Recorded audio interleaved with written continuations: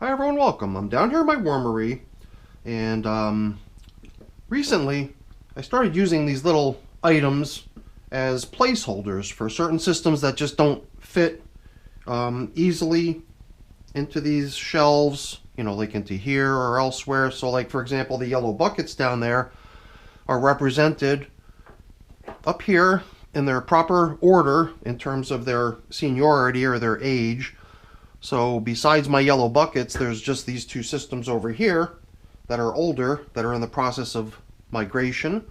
Then comes the yellow buckets, and then this other little placeholder object here also represents a system that doesn't really sit up on the shelf because it's a somewhat unusual container, a container that usually isn't even used indoors here in the wormery because it's an outdoor bag.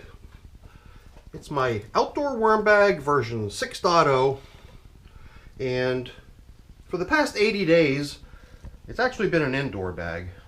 Just because we wanted to bring it indoors, keep it away from the cold. Because we knew the cold would drastically reduce the speed at which the worms operate. So we wanted to keep the system productive. And I just noticed we got a couple, I think that one of the nicknames for these little guys is wood lice, the isopods or the roly-polies. Couple really small ones here, so this would indicate that these guys are comfortable enough to be hanging out and even breeding, which is cool. Something else over there which I can't make out what it is. It might be a millipede or something curled up. Maybe we'll get some more surprises on the bottom of this piece here. Not much more, just more of the same, which is kind of cool. Those roly-polies used to be in a number of my systems, and over time they just seem to fade out for whatever reason. Perhaps what I'm doing in my worm bins isn't ideal for them, but it is kind of fun when I bring systems in from outside, what sort of assortment of interesting creatures I sometimes get. So for 80 days, the system's been indoors. 10 days since the last time we checked in here to give it its most recent feeding. And my feedings lately have been getting delivered to the worms without any bedding. And that's what they're going to get today too. It's some melon rinds and a banana peel here. And I got some coffee, I got some grit. I can give them things like that too. But as far as bedding goes, I'm still counting on these little guys to just be content with what they've already got.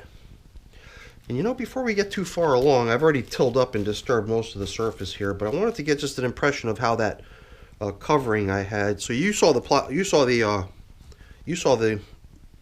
plywood top covering, but all this past 10 days since we last checked in on them, I had a piece of plastic resting out here on the top. So there was this cavity of air above the board, the wooden piece of plywood, and I wondered if there was going to be like, kind of airflow coming and going through this fabric here, or is it pretty well protected by the plastic that it was almost like a, like an airtight, not airtight, but something capable of hanging on to evaporated moisture, kind of create a high humidity zone over here. And it does seem like it might have done a pretty good job. My thinking was that next time, instead of doing it that way, instead of having the plastic all the way up here, I would just place it right down on top of the wood, and then just like push it up against the wall here, and there'd be really no air cavity above the material in the bin bag. They've done a good job breaking down a lot of the stuff they had. I do remember one check-in a couple check-ins ago when we were bumping into lots and lots of leftover banana peel, because there have been numerous repeat feedings of banana peel, and well, not a surprise that they're getting more today because I've still got so much banana peel in my freezer. So alright, so yeah, I think that was pretty good moisture retention that the plastic did, the way it was draped out there.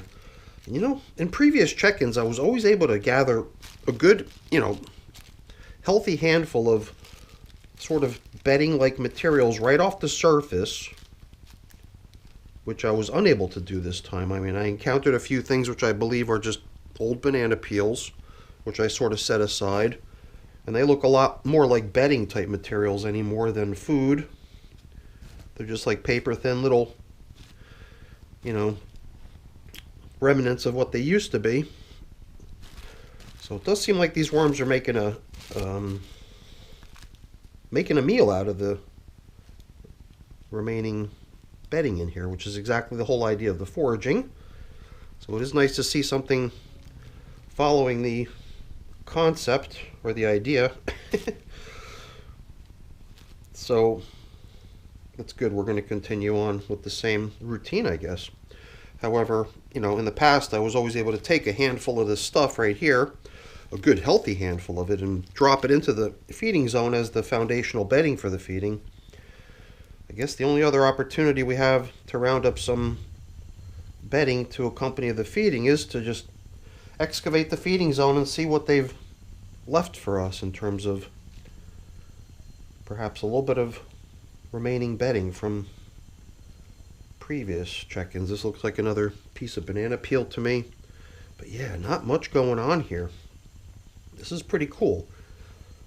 You know what, maybe it was, I think, you know, I'm not 100% certain at this point, but I think I did operate my my squirt bottle down into the feeding zone for quite some time, pretty much soaking the feeding zone. And that would have probably had a lot to do with worms gravitating towards that material, being drenched. I don't even know how important it is for me to gather up stuff like this. At this point, it seems like give this system another 10 days or so, like we did just now, since the last check-in, and we'll probably find virtually no remnants of their old bedding, which is awesome. Now, I'll admit, I do start to feel a little bit guilty, or start to get, my conscience bothers me a little bit when the supply of available bedding for the worms really starts to run as low as it is here. And I guess just to, you know, make myself feel better, I think that's part of the reason I like having at least sort of a pretty good size hunk of just top cover paper like that, in case they need it as sort of a material to help balance their diet as they consume the delicious, yummy kitchen scraps we give them.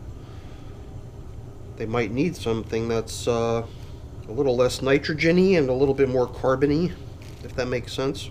I bet you there's like a scientific way to express that better than I just did right there, but I think most people get what I'm saying with that.